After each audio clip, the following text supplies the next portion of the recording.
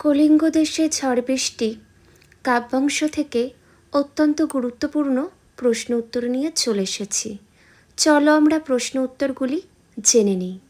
প্রথম প্রশ্ন, না পাই দেখিতে কেহ রবির কিরণ। রবির কিরণ দেখতে না পাওয়ার কারণ কি? দেখো, রবির কিরণ দেখতে না পাওয়ার কারণ হলো ভয়ঙ্কর কালো মেঘে চারিদিক ঢেকে গিয়ে প্রবল বৃষ্টিপাতের ফলে কেউ সূর্যরশ্মি দেখতে পাচ্ছিল না। পরের প্রশ্ন, গর্ত ছেড়ে কারা জলে ভেসে বেড়াচ্ছে।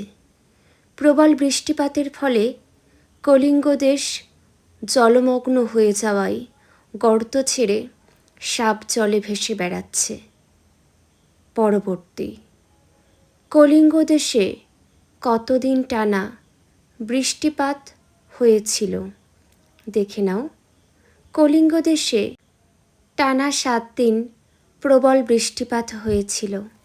পরবর্তী, 7 দিনের বৃষ্টিপাতে কৃষিকাজ ও ঘরবাড়ির কী ক্ষতি হলো? দেখে নাও, 7 দিনের বৃষ্টিপাতে শস্যক্ষেত জলে ডুবে গিয়েছিল, সেই কারণেই ফসল নষ্ট হয়ে গেল এবং প্রবল শিলাবৃষ্টিতে বাড়িঘর সমস্ত কিছুই ধ্বংস হয়ে গেল।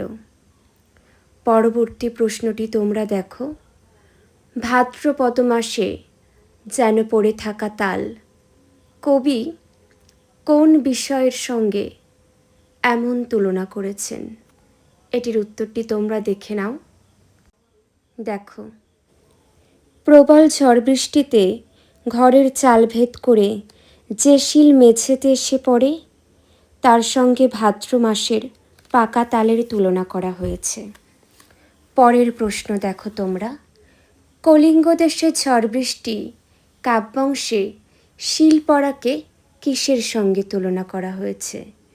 কলিঙ্গ দেশে ঝড় বৃষ্টি কাব্যাংশে বড় আকারের শিল পড়াকে ভাদ্র মাসে তাল পড়ার সঙ্গে তুলনা করা হয়েছে। নেক্সট প্রশ্ন, চণ্ডীর আদেশ পান বীর হনুমান। আদেশ পেয়ে হনুমান কি করেছিল? দেখো, দেবী চণ্ডীর আদেশ পেয়ে বীর হনুমান মঠ অট্টালিকা ভেঙে খান খান করে দিয়েছিল। পরবর্তী প্রশ্ন, উঠে পড়ে ঘরগুলো করে দলমল। এর কারণ কি? পর্বতের সমান নদীর ঢেউয়ের দাপটে কলিঙ্গ দেশের ঘরবাড়ি জলে ভাসতে ভাসতে টলমল করছিল। পরবর্তী, চণ্ডীর আদেশে নদ নদী কী করে? চণ্ডীর আদেশে নদ নদীরা ছুটে যায় আর চারদিকে তারা পর্বতের সমান ঢেউ তোলে। প্রিয় ছাত্রছাত্রীরা, যে প্রশ্ন উত্তরগুলি আলোচনা করে দিলাম খুবই গুরুত্বপূর্ণ। চেষ্টা করবে তোমরা খাতায় লিখে নেওয়ার।